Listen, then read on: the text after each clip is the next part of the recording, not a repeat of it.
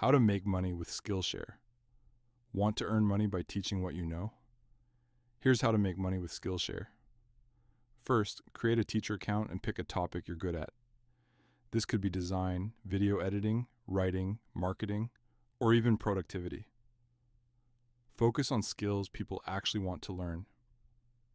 Next, create a short, high-quality class. Keep your lessons clear, simple, and valuable. You don't need fancy equipment, just good audio and a clear screen recording or camera.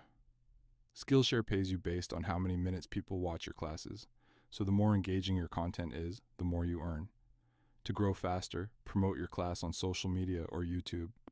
You can also use Skillshare referral links to earn money when new users sign up through you. The key is consistency. Publish more classes, improve your teaching, and build a library of content that keeps earning over time.